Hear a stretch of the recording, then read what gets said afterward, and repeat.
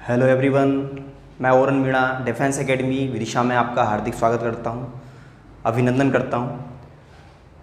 आज हम पढ़ेंगे मध्य प्रदेश की कला एवं संस्कृति का थर्ड लेक्चर। इससे पहले हम 2 लेक्चर कंप्लीट कर चुके हैं कला एवं संस्कृति से। कला एवं संस्कृति ये टॉपिक आपके लिए अति महत्वपूर्ण है। मध्य प्रदेश के सभी एग्ज़ाम के क्वेश्चंस इसमें से 1-2 क्वेश्चंस पूछे जाते हैं। ठीक है स्टूडेंट्स, इसको अच्छे से कवर करना है।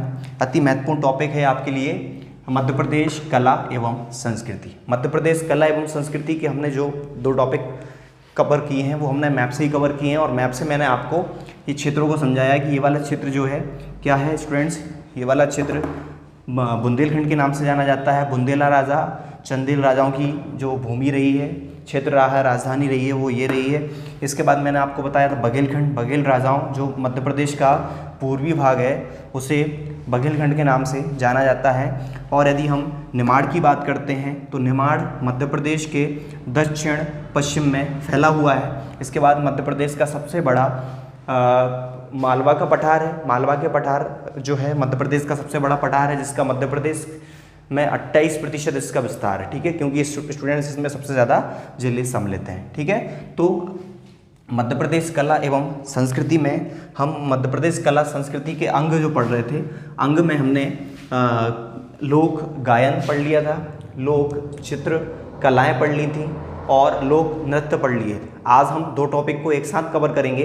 हमारे आज के 2 टॉपिक रहेंगे। आज का हमारा टॉपिक है मध्य प्रदेश के लोक नाट्य। ठीक है, आज का हमारा टॉपिक है लोक नाट्य। लोक नाट्य और एक है शिल्प कलाएं। ये दो टॉपिक हम आज कंप्लीट करेंगे, लोक नाट्य और शिल्प कलाएं, मध्य प्रदेश की शिल्प कलाएं। ठीक है स्टूडेंट्स, ये टॉपिक मध्य प्रदेश के जितने भी बड़े एग्ज़ाम हैं सभी में और छोटे एग्ज़ाम सभी में इसके क्वेश्चंस पूछे जाते हैं, विशेष ध्यान देंगे। अब इसको हम सबसे पहले हम पढ़ेंगे मध्य प्रदेश के लोक नाट्य। मध्य प्रदेश के लोक नाट्य, जैसे कि आपने सुना होगा स्टूडेंट्स, कठपुतली देखा भी होगा, वो क्या है, एक लोक नाट्य है।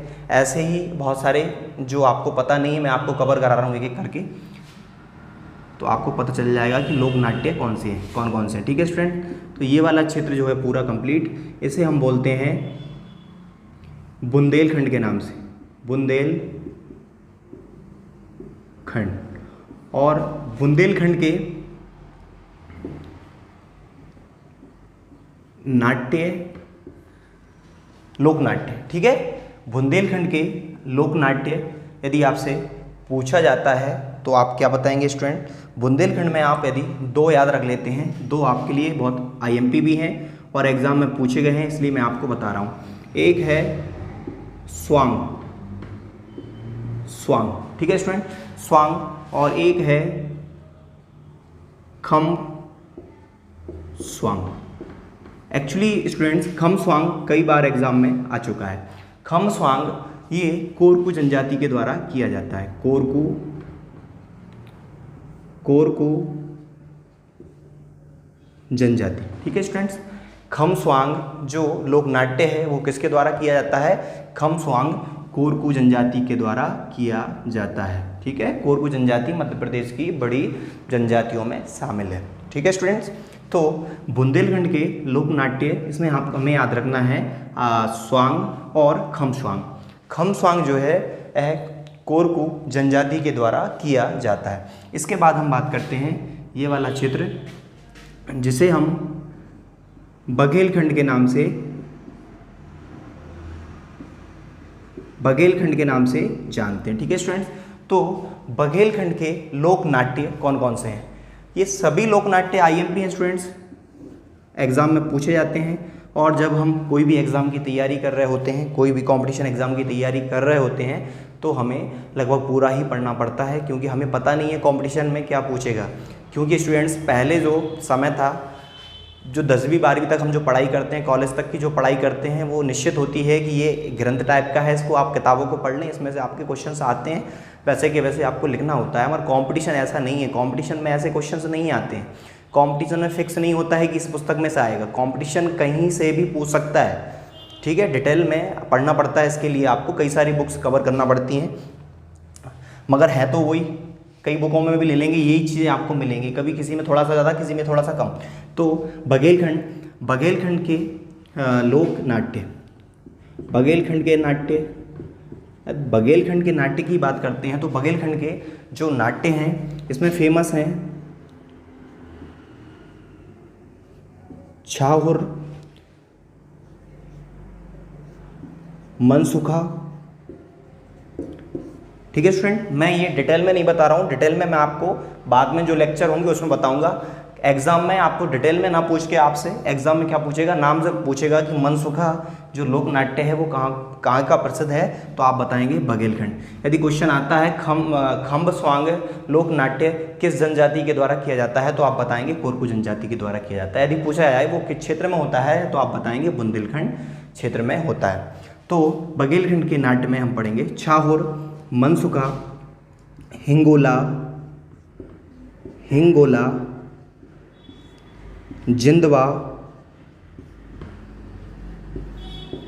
जिंदवा को बहलोल के नाम से भी जाना जाता है, बहलोल, ठीक है स्टूडेंट्स, बहुत आईएमपी एग्जाम में आ चुका है बहलोल।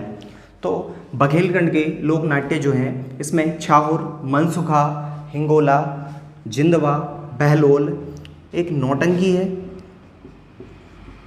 अब कहेंगे आप नौटंकी नृत्य में भी पढ़ाया था आपने, तो नौटंकी नृत्य भी है, नाट्य भी है। कुछ नाटक ऐसे होते हैं जिसमें नृत्य के साथ होता है, मंचन होता है, वो लोक नाट्य, ठीक है। तो नौटंकी जो होती है ये लोक नाट्य भी है। इसके बाद छाहुर, मनसुखा, हिंगोला, जिंदवा, नौटंकी, और एक बहुत ज़्यादा फेमस है, एग्जाम में पूछा गया है, लकड़ बग्घा, ठीक है, लकड़ बग्घा।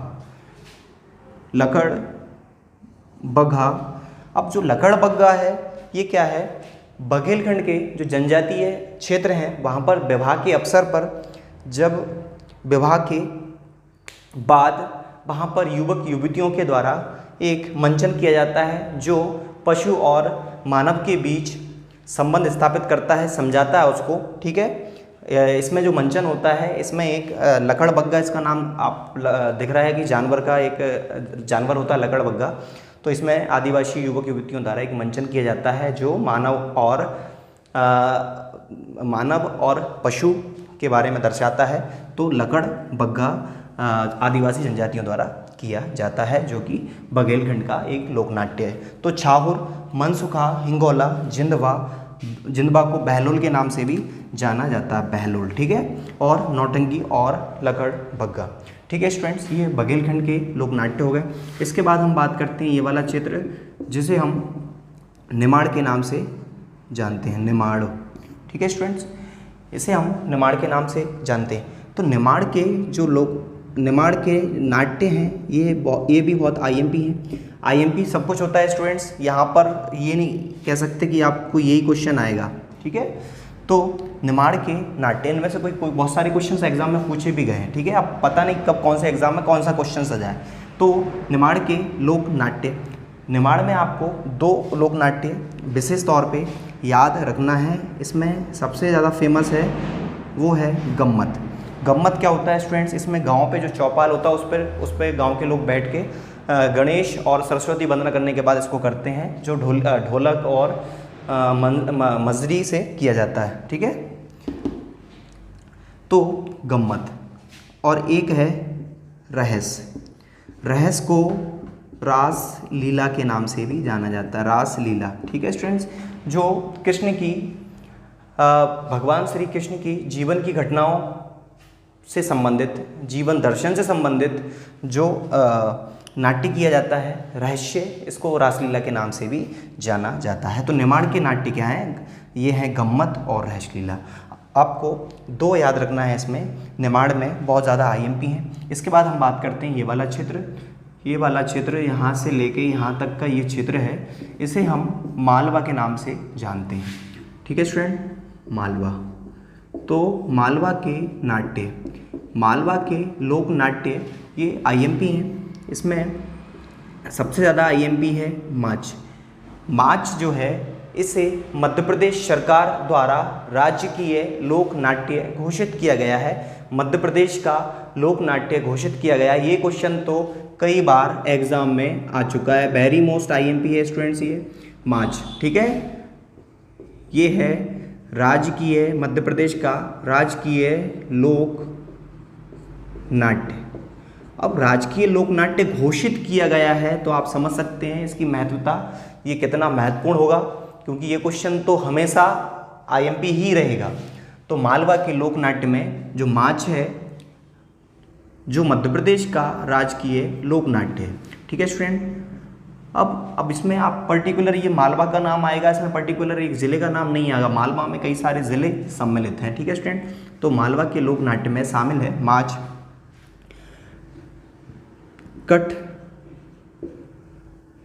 कठपुतली, कठपुतली, एक है भवई।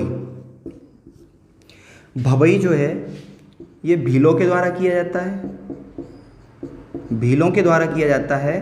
और ये भवई जो फेमस है ये झाबुआ अलीराजपुर में सबसे ज़्यादा किया जाता है। झाबुआ प्लस अलीराजपुर, अलीराजपुर, क्योंकि यहाँ पर जो झाबुआ है, झाबुआ को तोड़कर ही तो अलीराजपुर बनाया गया था।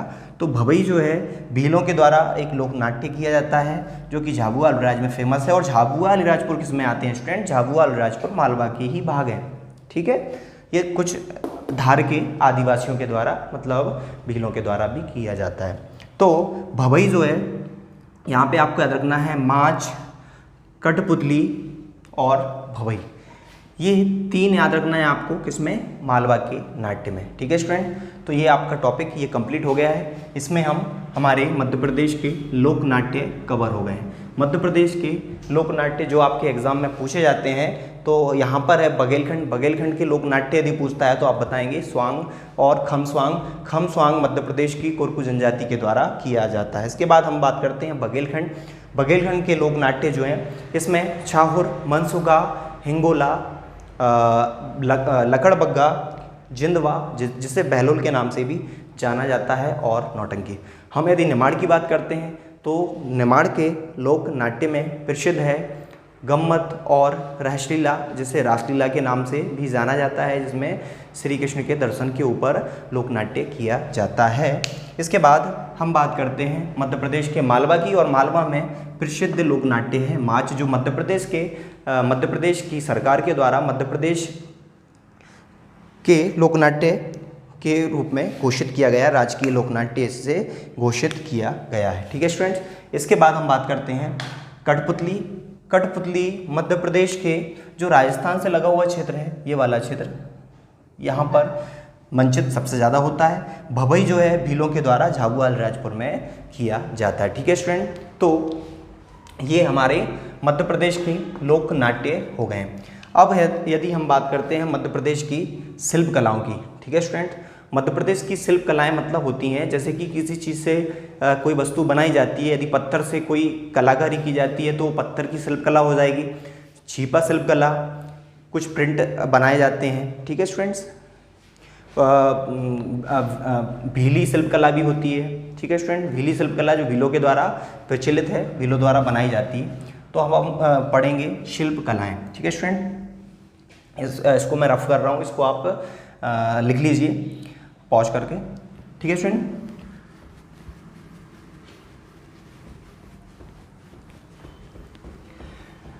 इसके साथ ही एक छोटा सा टॉपिक है ये मध्य प्रदेश की शिल्प कलाएं। इस शिल्प कलाओं में मैं आपको वो बता रहा हूँ जो एग्जाम में पूछे जाते हैं और एग्जाम में आ सकते हैं, आईएमपी हैं। आईएमपी मैं आपको शिल्प कलाएं बता रहा हूँ। ठीक है स्टूडेंट, अब मध्य प्रदेश की शिल्प कलाओं की यदि बात करते हैं, मध्य प्रदेश की शिल्प कलाएं, इसमें आपसे जिले पूछेगा ये शिल्प कला किस ज़िले में प्रसिद्ध है।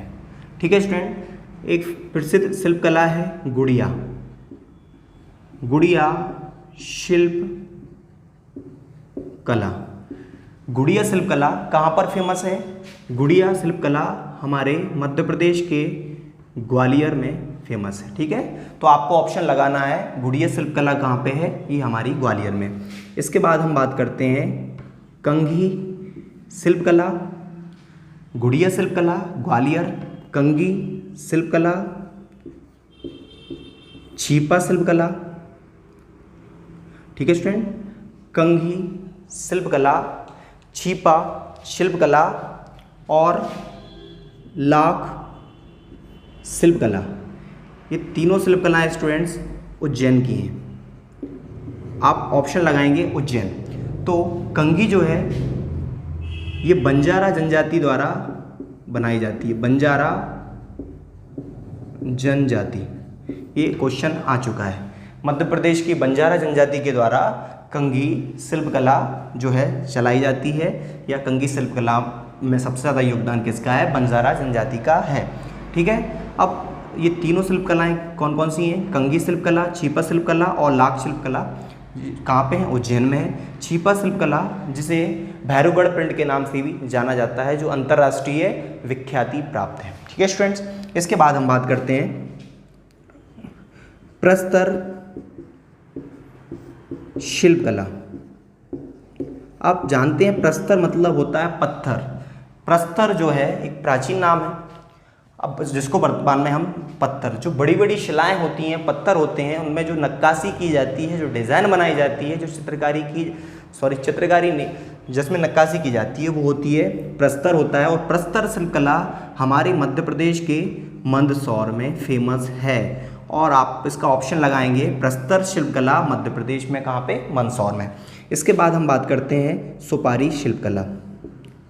सुपारी शिल्पकला, सुपारी शिल्पकला मध्य प्रदेश के रीवा में फेमस है। ठीक है स्टूडेंट, तो गुड़िया शिल्पकला ग्वालियर, कंघी छीपा लाख शिल्पकला उज्जैन, प्रस्तर शिल्पकला मंदसौर, सुपारी शिल्पकला रीवा। एक एग्ज़ाम में एक क्वेश्चन और आ चुका है, खराद, खराद शिल्पकला।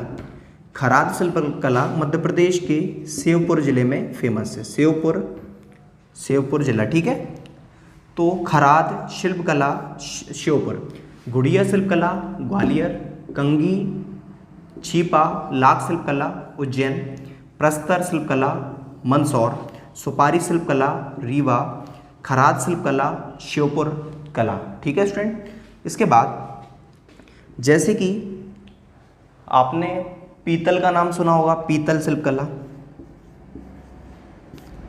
पीतल शिल्पकला।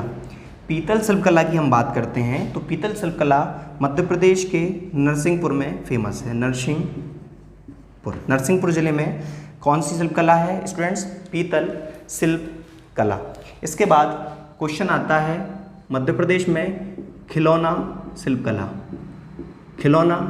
खिलौना की बात करते हैं तो ये सबसे ज़्यादा बनते हैं सीहोर में, तो आप लगाएंगे सीहोर। तो खिलौना शिल्पकला कहाँ पे स्टूडेंट? ये सीहोर में। इसके बाद एक है भीली शिल्पकला। यदि आपसे क्वेश्चन पूछा जाए भीली शिल्पकला मध्य प्रदेश के किस जिले में है, तो आप आंसर देंगे झाबुआ, क्योंकि ये झाबुआ धार में है और झाबुआ धार में भीली शिल्पकला। भीली शिल्पकला के बाद हम बात करेंगे भरेवा शिल्पकला, और भरेवा शिल्पकला फेमस है बैतूल जिले में। ठीक है स्टूडेंट्स, बैतूल में। इसके बाद हम बात करते हैं जो है मिट्टी के जो बर्तन बनते हैं सबसे ज़्यादा, तो मिट्टी शिल्पकला, और ये शिल्पकला बैतूल में ही है। बैतूल में एक जगह है मुलताई, जहाँ से ताप्ती नदी निकलती है, वही मुलताई। ठीक है, आपने मुल्तानी मिट्टी का नाम सुना होगा, मुल्तानी, वो मुल्तान पाकिस्तान में है, मगर मैं आपको याद करा रहा हूँ कि मिट्टी मतलब मुल्तानी मिट्टी। ठीक है, तो मिट्टी शिल्पकला आप याद रखेंगे बैतूल के मुल्ताई में। ठीक है स्टूडेंट, तो आईएमपी मैंने आपको सभी करा दी है जो आपके एग्ज़ाम में पूछे जा सकते हैं या पूछे जाने की संभावना है, मैंने आपको ये कभी कंप्लीट करा दी हैं। तो मध्य प्रदेश की प्रमुख शिल्पकलाएँ कौन कौन सी हो गई हैं? खिलौना शिल्पकला सीहोर, गुड़िया शिल्पकला ग्वालियर, कंगी छीपा लाख शिल्पकला उज्जैन। कंगी किसके द्वारा? बंजारा जनजाति के द्वारा बनाई जाती है, क्वेश्चन एग्जाम में आ चुका है। प्रस्तर शिल्पकला की बात करते हैं तो मंदसौर। सुपारी शिल्पकला की बात करते हैं तो रीवा। खराज शिल्पकला श्योपुर कला। पीतल शिल्पकला नरसिंहपुर। इसके बाद भीली शिल्पकला, सबसे ज़्यादा भील झाबुआ अलीराजपुर में, तो आप झाबुआ और धार। भरेवा शिल्पकला बैतूल और मिट्टी शिल्पकला जो कि बैतूल मुल्ताई। इसके बाद एग्जाम में कभी एक क्वेश्चन आ जाए बांस शिल्पकला, ठीक है, बांस शिल्पकला। आपको पता है बांस से बहुत सारी चीज़ें बनती हैं, बहुत सारी डिज़ाइनें होती हैं बांस की। तो बांस शिल्पकला जो है ये फेमस है झाबुआ और मंडला में, ठीक है स्टूडेंट, झाबुआ और मंडला। तो इसको भी याद रख लें आप, बांस शिल्पकला। ये सभी महत्वपूर्ण शिल्पकलाएं जो एग्जाम में पूछी जा सकती हैं, पूछे जाने की संभावना मैंने आपको पूरा कंप्लीट करा दिया है। तो हमारे ये मध्य प्रदेश कला एवं संस्कृति के जो 5 अंग थे मैंने आपको एक एक करके कंप्लीट करा दिए हैं। सबसे पहले हमने इसमें लोकगीत को, लोक गायन को पढ़ा था। लोक गायन के बाद हमने लोक नृत्य को पढ़ा था, ठीक है स्टूडेंट। लोक नृत्य के बाद मध्य प्रदेश की जो चित्रकलाएं हैं वो पढ़ी थी, और उसके बाद हमारा ये लोक नाट्य और लोक कलाएं हो गई। ये सभी जो मध्य प्रदेश की कला एवं संस्कृति के अंग हैं वो हमने एक साथ कवर कर लिए हैं।